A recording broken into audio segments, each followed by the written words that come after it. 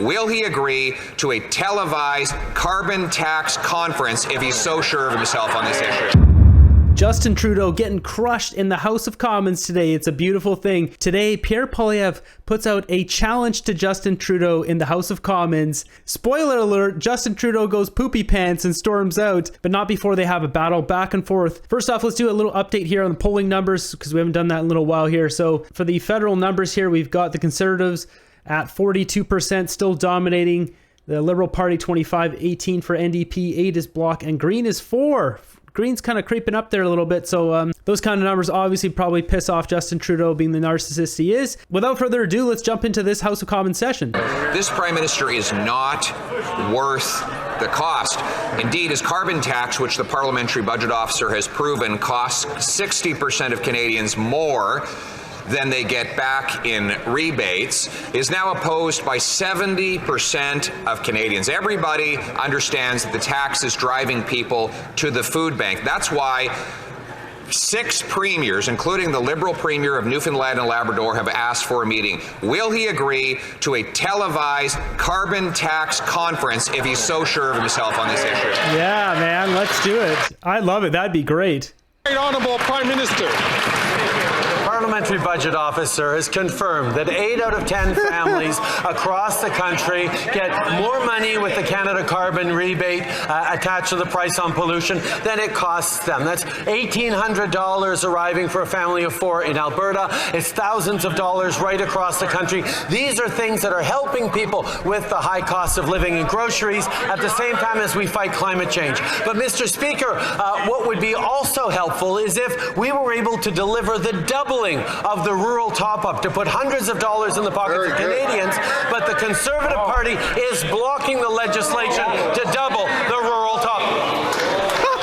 Honourable Leader of the Opposition. Speaker, that is mathematically impossible, that given that the NDP Liberal government has a combined majority and can pass anything it wants, which is exactly why we're in such a mess today as a country. After 8 years, this NDP Liberal Prime Minister is not worth the cost, and that's why the Parliamentary Budget Officer confirms 60% of Canadians are paying more in carbon taxes than getting back in rebates.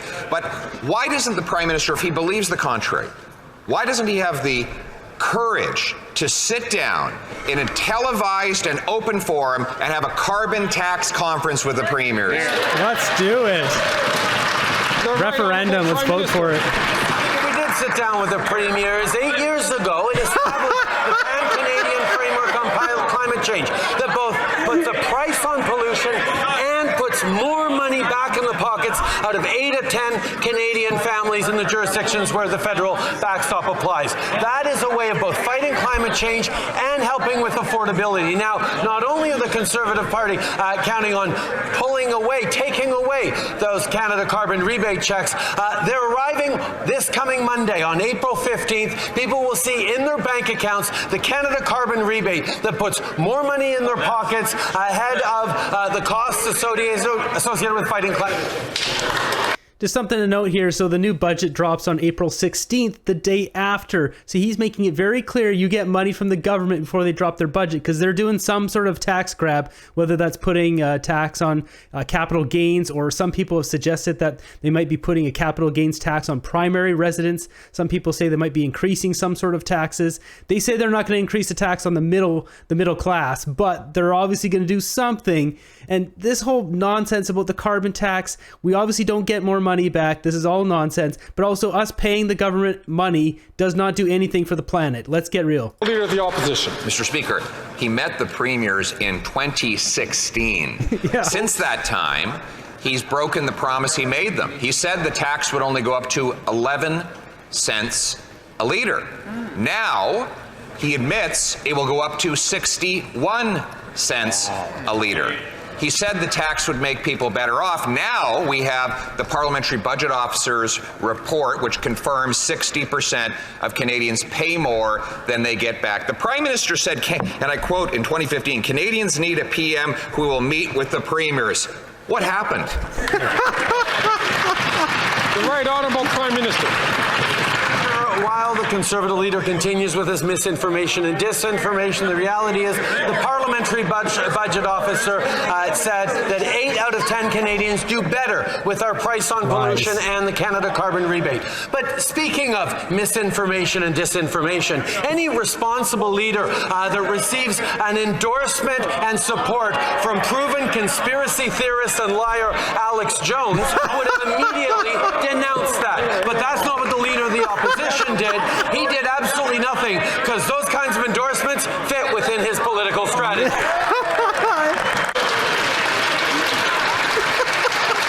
He actually brought up Alex Jones in Parliament. Unbelievable. Fergus is pissed. Order. So they're going over to French here. So let's just look at that post that he's referencing. So first off, right on Alex Jones' page from today, he says, "I love it. The man-child who admires the China's basic dictatorship is attacking me." So his initial post here, you can see the Liberal Party was so proud they posted the clip here on their X account. Here it is. So Alex Jones posted this. Been following this guy for years. He is the real deal. Canada desperately needs a lot more leaders like him, and so does the rest of the world. And then it was referencing this clip of Pierre Poilievre. All right, so I got the original clip here. Justin Trudeau's not a Liberal. It might surprise you to hear me say that. He's not a Liberal. The Liberals used to believe in liberty, and Conservatives believed in conserving it. That was the common sense consensus we had in Canada. Justin Trudeau does not believe in liberty. He believes in government control. He wants to control your money. He wants to control your kids. He wants to control the economy, control your speech, control your bank account. He wants to control everything. That is illiberal. It's the opposite of liberalism. I don't want to run your life. I want to run your government. And a government that does a few things well rather than a lot of things poorly, a government that minds its own business and lets people live their lives. That's well said. Yeah, no wonder that one's getting passed around. So we jump back to House of Commons now. You'll see this is just finishing up a segment in French where Trudeau's talking back and forth. And Pierre Poilievre is going to challenge him again to having the carbon tax debate live, televised, and Trudeau will storm out. There's not a shot of him actually getting out, but you'll see the Conservatives' outraged reaction to it. They want to remove investments to help Canadians. Speaker, the incoming leader of the Liberal Party has just given a speech and given advice to his soon-to-be predecessor. He said that he agrees, this is Mark Carney, says he agrees that there should be a carbon tax conference where the premiers can come together and share their concerns about the Prime Minister raising the cost of living and breaking the back of Canadians. Will the Prime Minister won't listen to me. He won't listen to the Liberal Premier of Newfoundland and Labrador. Will he at least listen to his successor and meet the premiers on the carbon tax? So you can see, he's gone. Minister for Energy and Natural Resources. He's gone. He left. He stormed out. We got Wilkinson now. The Honourable Minister for Natural Resources. Thank you, Mr. Speaker. Again, it is important for folks, for Canadians who are watching this debate, to be careful about the misinformation being spewed by the Leader of the Opposition. It is important for a responsible government in this country to have a plan for addressing climate change and do so in a manner that enhances and addresses affordability concerns. That is exactly what the price on pollution does. 8 out of 10 Canadian families get more money back. 200 economists across the country agree with us. It is such a shame that we have a bunch of climate deniers over there who have no plan for the environment and no plan for the economy. This is a government with no plan for humanity. Let's get real here. Mr. Speaker, Mark Carney, who is the next Liberal leader, is a fierce supporter of the carbon tax. He's been called Carbon Tax Carney in the past, and he is willing at least to defend his carbon tax views in front of the premiers. The Prime Minister is not. He's running for cover and hiding from Canadians, refusing to defend his own policy decisions. If the Prime Minister is really so proud of his plan to hike the carbon tax to 61 cents a litre, why won't he listen to Mark Carney and have a big, open, televised carbon tax conference? Just mocking Trudeau. That's hilarious. The Honourable Minister for Natural Resources. Thank you, Mr. Speaker. It's very interesting that the Leader of the Opposition seems so fond of Mark Carney these days, who actually, as you say, does believe in a price on pollution. Perhaps the Leader of the Opposition should listen to him.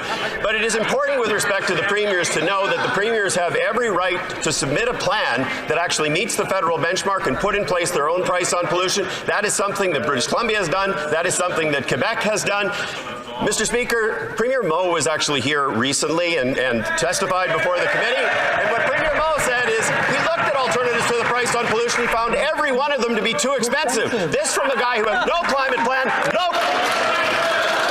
Pay attention, Wilkinson's up there. He's shaking like a washing machine again. He's all like jittery. Last week, the Prime Minister increased the carbon tax by 23% on Canadians, on gas, on groceries, on home heating. He's doubling down and defying 70% of Canadians and 8 premiers who want him to axe the tax. 6 of those premiers wrote the Prime Minister asking for a meeting to talk about his punishing carbon tax. Instead, the Prime Minister just shot down the idea because they already had a meeting 8 years ago. Can the Prime Minister tell us how many premiers he met in 2016 that are still in power today?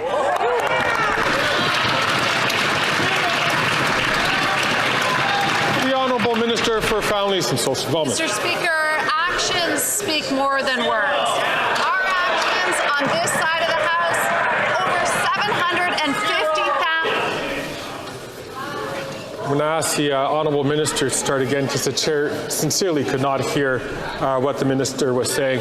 The Honourable Minister for Families, Children and Social Development. Thank you, Mr. Speaker. As I said, actions speak louder than words. On this side of the House, our actions, over 750,000 families benefiting from affordable childcare spaces, over 100,000 new spaces across the country, 7 million children whose parents benefit from the Canada Child Benefit, a national school food policy. Their actions, Mr. Speaker, vote against funding to increase the number of spaces, vote against a national school food policy, Mr. Speaker. They've made it clear they're not there for Canadian families. That national school food program, we don't need that if you guys just stop taxing the hell out of us. Like, people should be able to feed their own kids. They don't need the support with that. And we also don't need the $10 a day childcare if you'd stop taxing the hell out of all of us. Not to mention all the daycares that are getting run out of business because of that stupid program. Speaker, I don't know if she missed the question, but Canadians certainly missed the answer. It's zero. 2016 is the last time he had a meeting. Pokemon Go, dabbing, Harambe, that's what was popular in 2016. And you can get an apartment for half the price. Since the last time the Prime Minister had a meeting with the premiers, gas and groceries have skyrocketed and interest rates have increased 10 times over. So will he put aside his desperation and defiance, do some work around here, and meet the premiers? What Canadians will see today is one thing we will not hear from these conservative, Mr. Speaker, is the cost of inaction. The cost of forest fire, Mr. Speaker, the cost of flooding in our country, the cost of drought, Mr. Speaker. When each of these conservatives are standing up, they're telling Canadians they have no plan, Mr. Speaker, to fight climate change. On this side of the House, we recognize, like all Canadians, we need to act to save the planet. We need to act on climate change. That's why we're going to invest in Canadian. That's why we're going to continue to invest to make sure that we have a planet to live for children. Mr. Speaker, we got the cost on Grey Poupon. We got to... This is, God, even take this guy serious, man. Look at Guilbeault. He looks like he's just like... How does he even do faces like this, dude? That's all the spicy stuff in that session. We've got a couple other clips here. This one's pretty funny. We've got Olivia Chow, the Toronto mayor, with this absolute zinger. Toronto Mayor Olivia Chow joins me now in studio. Mayor, thanks for coming in. Hello. So there was a New York Times article, and this was the headline recently, "For car thieves, Toronto is a candy store." What do you make of the fact that Toronto has this reputation? I guess we have a lot of candies. We have a lot of good cars here in Toronto. That's a response. So dumb. That's like the dumbest thing ever. We got this one here, Justin Trudeau hanging out with some kids. I'll let you guys in the comments fill that one in.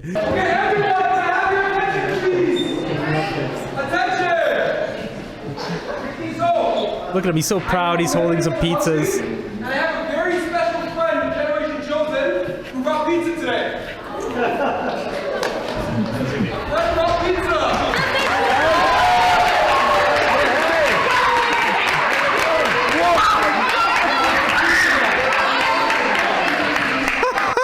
That guy's face, let's just go back. Look at this guy's face. He's like, what's he doing here? I don't want to see this guy.